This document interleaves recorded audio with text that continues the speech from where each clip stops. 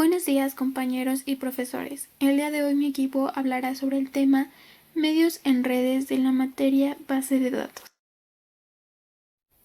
Introducción. El tema que expondremos es los medios en redes, los cuales son los cables que se utilizan para transmitir los datos. A su vez, abarcaremos temas como los tipos de medios, funcionamiento, usos, ventajas, desventajas y diferencias entre los tipos. Sin embargo, nos centraremos en los cables de fibra óptica. Hablaremos de su importancia y otros puntos relevantes.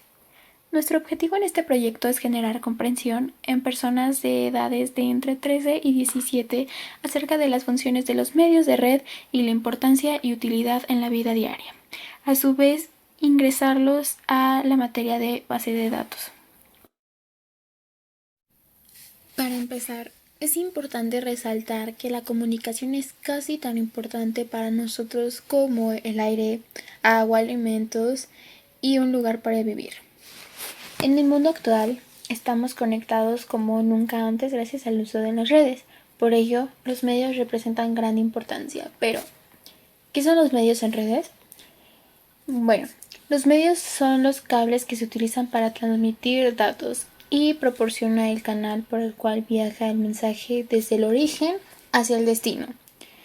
La comunicación a través de una red es transportada por un medio.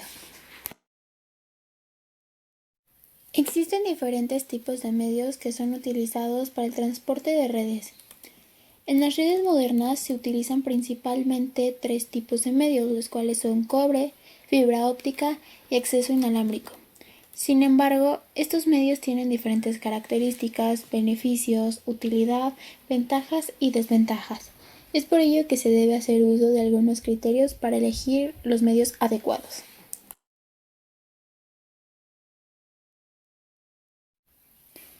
El primer criterio es la distancia por la que los medios pueden transportar una señal correctamente. Esto se refiere a la cobertura en la que los medios transportan señales para su uso. En el caso del cobre, se utilizan en distancias que no rebasan 90 metros. En la fibra óptica, distancias mayores a 90. Y en el caso de accesos inalámbricos, pueden ser tanto de corta como de larga distancia, de 10 a 90 metros o más. Entre ellos se encuentran LAN y WAN. El segundo criterio es el entorno en el que se instalarán los medios. Se refiere al espacio geográfico en el que se instalará el medio, ya sea en un entorno urbano o rural, grande, pequeño, etc.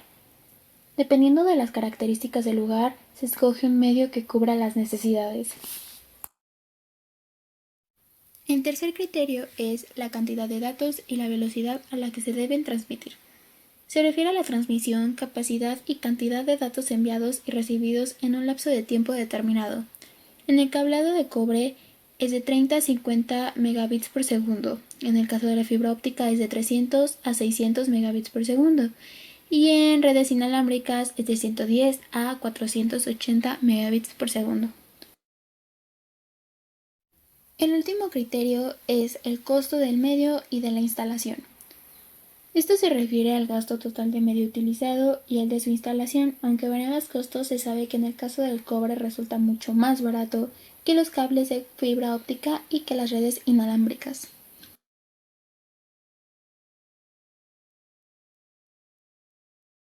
Resaltando el medio de fibra óptica, los criterios que cumple son los siguientes. Respecto a la distancia, oscila entre 2 km en el caso de multimodo a 100 km en monomodo. En cuanto a su rendimiento, puede llegar a 100 MB o más. En cuanto al costo, su instalación es más cara que la del cable de cobre. En cuanto al ruido, no es afectada por el ruido ni las emisiones radioeléctricas. Y respecto a la escalabilidad, puede crear segmentos de red desde metros hasta 40 kilómetros o más.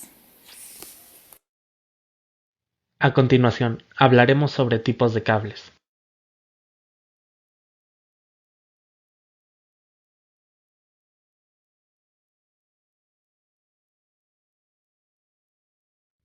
El primero que veremos es el cable coaxial, Este tipo de cable fue creado en la década de 1930 para así poder transportar señales eléctricas de alta frecuencia.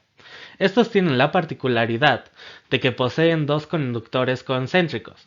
Este cable es especialmente útil para transmitir señales de video o de audio, como es su caso más común, el cual es conectar la señal de un televisor. A continuación veremos los cables UTP y STP. Los UTP son los cables de pares trenzados más utilizados.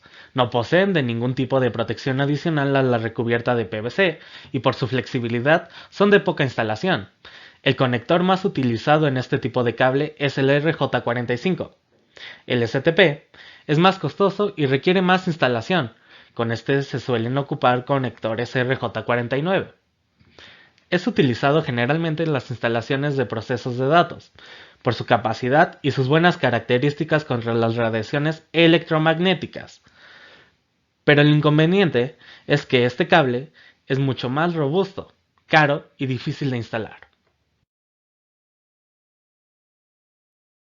A continuación veremos un poco del cable de fibra óptica. Este se trata de un medio de transmisión de datos mediante impulsos fotoeléctricos a través de un hilo construido de vidrio transparente.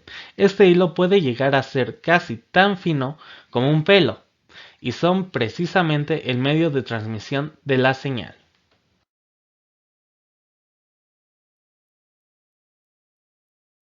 Para finalizar, tenemos las conexiones inalámbricas.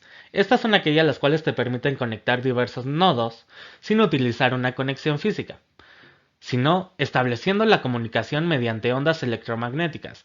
La transmisión y la recepción de los datos requieren de dispositivos que actúan como puertos.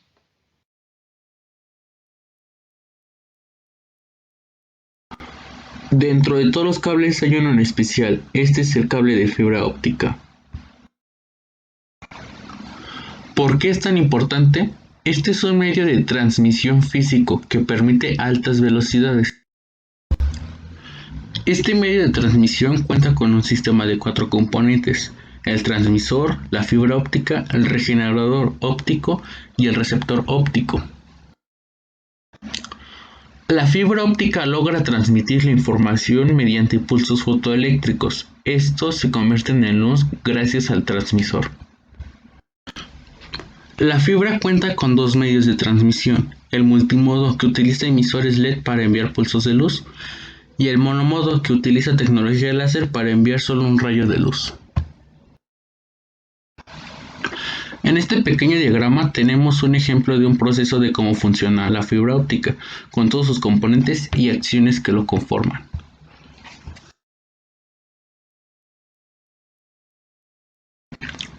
Las ventajas y desventajas. Una ventaja sería que el ancho de banda cuenta con una capacidad de 10 MB por segundo a 100 GB por segundo. Por otra parte, tenemos una desventaja, que el costo de los medios es más alto que el de cualquier otro cable. Ahora hablaremos de las partes, tanto del multimodo como del monomodo. En esta parte tenemos un diagrama del cable de fibra óptica monomodo, que cuenta con 4 elementos: la envoltura o recubrimiento, el material de refuerzo, el buffer, el revestimiento y el núcleo. Primero tenemos el núcleo. Este es el objeto central del cable y su función es otorgar un refuerzo para impedir la deformación o rotura del mismo. El revestimiento ayuda a mantener la luz en el núcleo. El buffer de pérdidas es el segundo recubrimiento que evita la fuga de luz. El recubrimiento es la protección final. Está en el exterior y es de plástico. El cable multimodo, como vemos en el diagrama, consta de 6 elementos: el núcleo, los hilos de fibra, los buffers, el Kevlar, la cinta de Mylar, la armadura y la vaina. La función del elemento central consiste en dar soporte y estructura para mantener las fibras a su alrededor. También ayuda a evitar la susceptibilidad ante las ondas electromagnéticas. Las fibras son la parte que transmite la luz y se encuentran alrededor del elemento central. Al igual que en el monomodo, el buffer de pérdidas es un primer recubrimiento que ayuda a evitar la fuga de luz. La cinta de Mylar es una capa que está alrededor y sirve como aislante. Los hilos de Kevlar, estos ayudan a evitar el daño físico y a proteger de los cambios de temperatura. La vaina no es más que el final del cable. Estos ayudan a conectarlos a otros dispositivos y se dividen en 3 tipos: la punta recta ST, el conector suscriptor SC y el conector Lucent LC.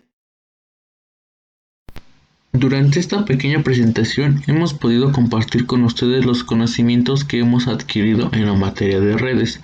En este caso son los medios de red que con ayuda de la profesora Villena han sido muy fáciles de comprender durante este semestre.